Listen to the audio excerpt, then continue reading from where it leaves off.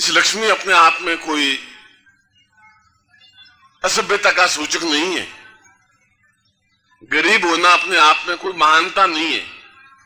और हमारे कोई भी ऋषि मुनि, योगी, यति, सन्यासी, वशिष्ठ, विश्वामित्र, अत्रि, कणाद, पुलस्त्य कोई गरीब नहीं था। उनके आश्रमों में हजारों गायें थी, लाखों गायें थी, धन था, स्वर्ण मुद्राएं थी, हजारों शिष्यों का पालन करते थे, उनको भोजन देते थे और उसके लिए धन की आवश्यकता होती थी। उन्होंने धन मंत्रों के माध्यम से प्राप्त किया, भीख मांग करके प्राप्त नहीं किया, हाथ नहीं पसारा। यहां तक कि जब दशरथ को कैकेयी नरेश से युद्ध करना पड़ा और धन की जरूरत पड़ी दशरथ जैसे महाराजा को, तब भी वे वशिष्ठ के आश्रम में गए और उन्होंने कहा कि मुझे धन की आवश्यकता है, राजकोष में इतना धन नहीं है कि मैं कैकेयी नरेश से युद्ध कर सकूं और मुझे युद्ध करना आवश्यक है। और वशिष्ठ ने लाखों स्वर्ण मुद्राएं सहायता के रूप में दी। राजा से भी उच्चतर स्थिति ऋषियों की थी। ऐसा क्यों था? इसलिए था कि उनके पास देव बल था। वे प्रजा से धन वसूल करते थे राजा लोग, मगर वे देवताओं से धन प्राप्त करते थे, मंत्रों के माध्यम से धन प्राप्त करते थे।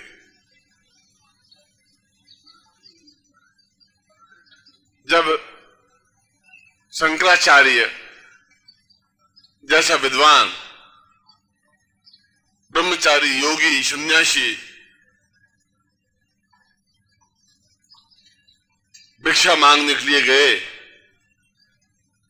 और उनका नियम था कि एक घर में जाऊंगा दिन भर में और उस एक घर से जितना भी भिक्षा मिल जाएगी, मुट्ठी भर आटा मिलेगा, चाहे 1 किलो आटा मिलेगा, चाहे 2 किलो आटा मिलेगा, जो कुछ भी मिलेगा, जितना मिलेगा उसी से उस दिन का भरण पोषण करूंगा, दूसरे घर में भिक्षा मांगने के लिए नहीं जाऊंगा।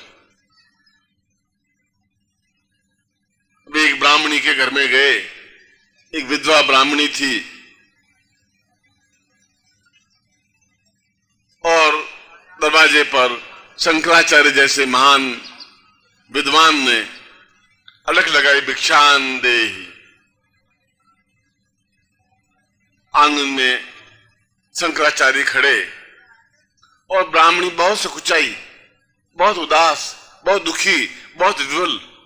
उसने कहा, शंकराचार्य जैसा योगी मेरे दरवाजे पर आया है भिक्षा प्राप्त करने के लिए, और मेरे घर में तो मुट्ठी भर आटा भी नहीं है। पहनने के लिए जो साड़ी है वो एक ही साड़ी है और वो भी साल भर पुरानी घिस गई है।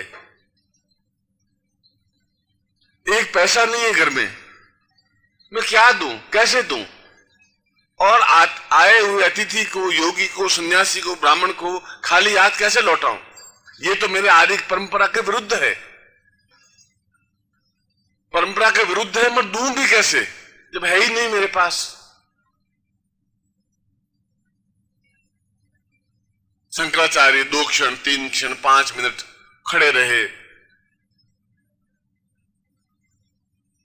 ब्राह्मणी घर में गई, पूरे घर को छान मारा, कहीं से कुछ भी ऐसा नहीं मिला जिससे कि वह शंकराचार्य को भिक्षा दे सके।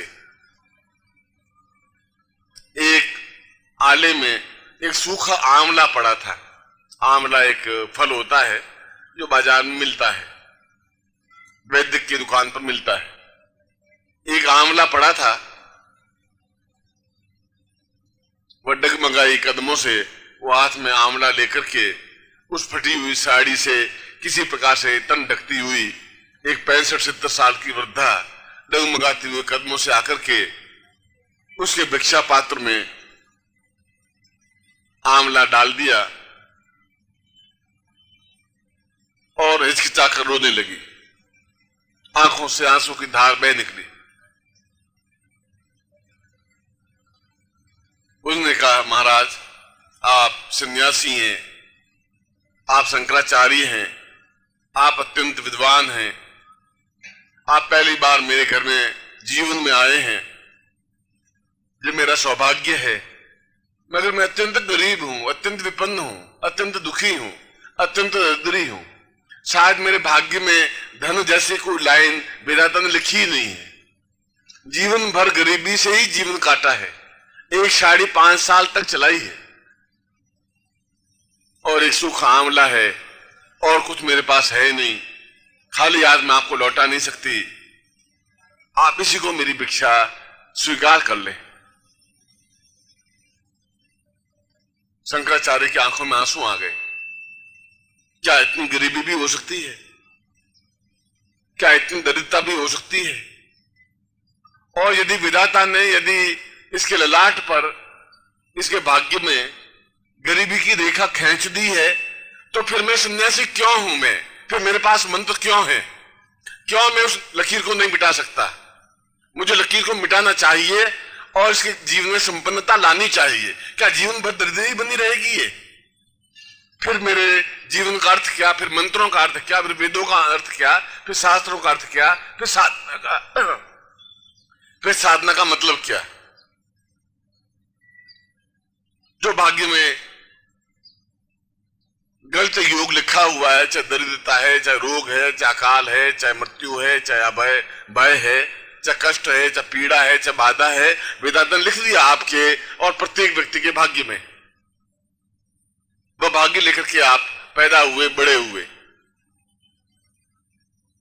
क्या कोई युक्ति नहीं है? क्या उसी को भोगना ही है?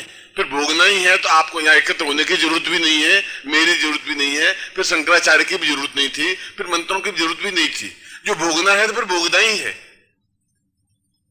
फिर ये सब प्रयत्न, ये सब मंत्र क्यों है? फिर क्यों करें हम? फायदा भी क्या इससे? जब जीवन दुख लिखा है तो दुख भोगना ही है, जब गरीबी लिखी है तो गरीबी भोगनी ही है। और वहीं पर शंकराचार्य ने आंगन में खड़े खड़े ही एक स्तोत्र रचना की। उस स्तोत्र का नाम है कनकधारा स्तोत्र। आप में से कई लोगों ने पढ़ा होगा, देखा होगा, और मंत्र तंत्र यंत्र पत्रिका में हमने पूरा प्रकाशित किया है। और खड़े खड़े ही उन्होंने उस कनकधारा स्तोत्र की रचना की। और जो ही वह कनकधारा स्तोत्र पूरा पढ़ा और त्यों ही स्वर्ण की वर्षा प्रारंभ हुई उस आंगन में।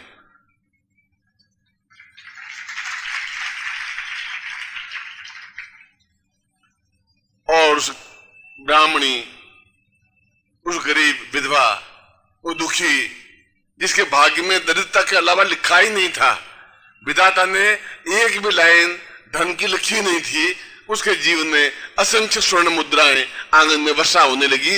इसलिए उसका नाम कनक, कनक माने सोना, कनक धारा स्तोत्र पड़ा।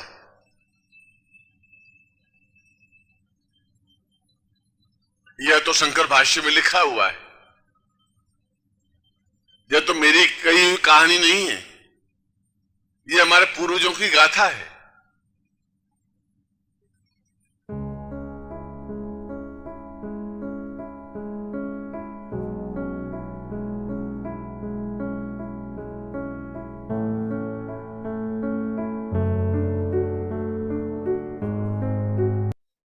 ओम परम तत्वाय नारायणाय गुरुभ्यो नमः।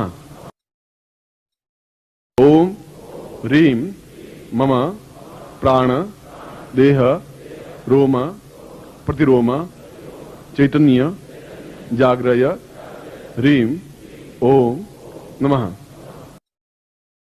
ओम भूर्भुवः स्वः तत्सवितुर्वरेण्यं भर्गो देवस्य धीमहि धियो यो नः प्रचोदयात्।